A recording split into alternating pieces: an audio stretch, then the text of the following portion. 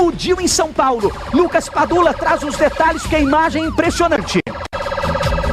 Olá, Dudu, uma ótima tarde para você e para todos que acompanham aqui o programa MN 40 Graus Nacional. Imagens impressionantes mostram aí como ficou a destruição das casas depois, então, que essa loja ou então essa fábrica de fogos de artifício explodiu na noite de ontem, na tarde de ontem, mais precisamente, né? Por sorte, graças a Deus, ninguém ficou ferido, mas é claro que gerou um susto enorme na vizinhança aqui da rua Manuel Cardoso, na zona leste de São Paulo, Dudu.